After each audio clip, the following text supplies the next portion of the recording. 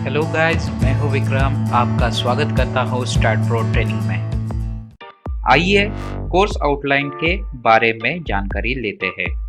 हमने start pro की training को 3 फेज में डिवाइड किया है ताकि आप इस सॉफ्टवेयर को काफी अच्छी तरीके से समझ पाओ और सीख पाओगे। फेज 1 जो कि मॉडलिंग फेज होगा, इसमें हम स्टार्ट प्रो के अंदर बिल्डिंग की स्ट्रक्चरल फ्रेम मॉडल करना सीखेंगे।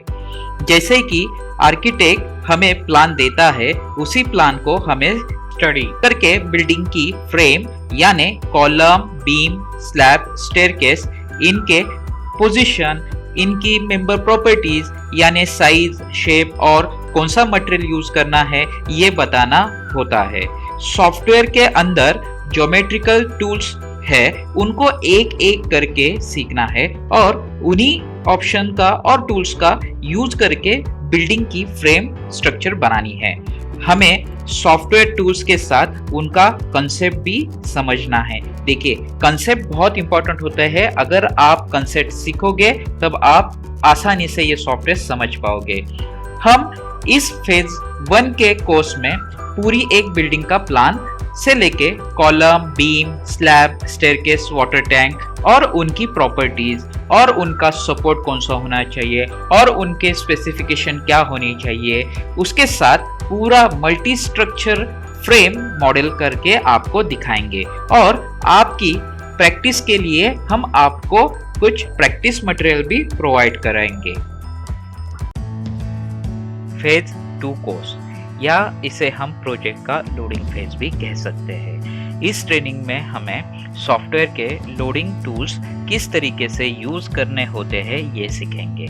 लोडिंग बहुत ही इंपॉर्टेंट कैलकुलेशन पार्ट होता है किसी भी स्ट्रक्चर की डिजाइन करने के लिए। इस ट्रेनिंग कोर्स में हमें लोडिंग टूल्स के साथ उनके लोड केसेस के बारे में भी जानकारी लेंगे, जैसे कि live load, dead load, wind load, seismic load क्या होता है।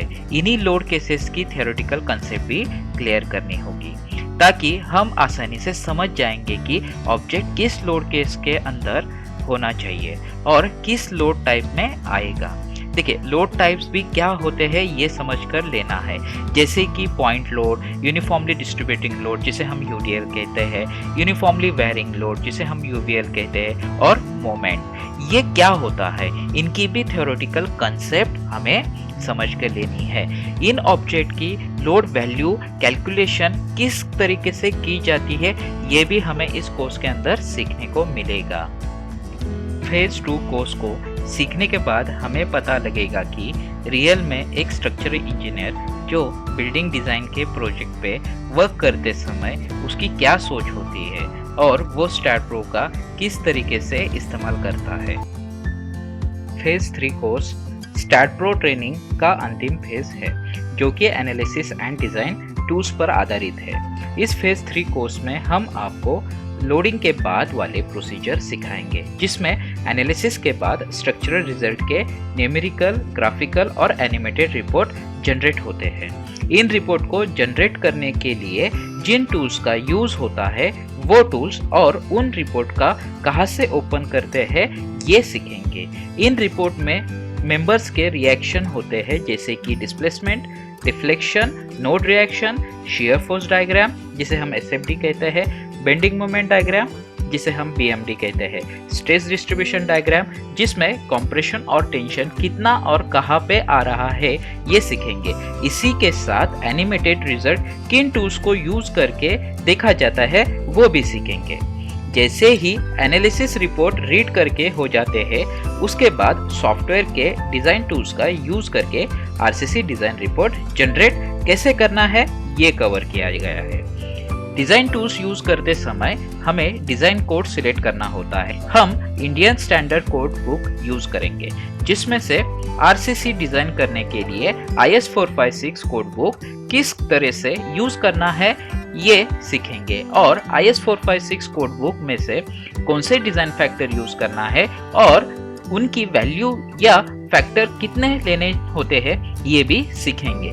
सॉफ्टवेयर हमें डिजाइन रिजल्ट पेज में कॉलम, बीम और स्लैब का डिजाइन आउटपुट दिखाता है, जिसमें स्टील क्वांटिटी के साथ स्टील बार डायमीटर का भी इंफॉर्मेशन मिलता है। ठीक इसी पेज पर टोटल वॉल्यूम ऑफ कंक्रीट कितना यूज किया गया है ये भी इंफॉर्मेशन मिल जाएगी। यही फेज 3 कोर्स हमें एनालिसिस और डिजाइन की इंपॉर्टेंट टॉपिक्स और टूल्स सिखाए जाएंगे।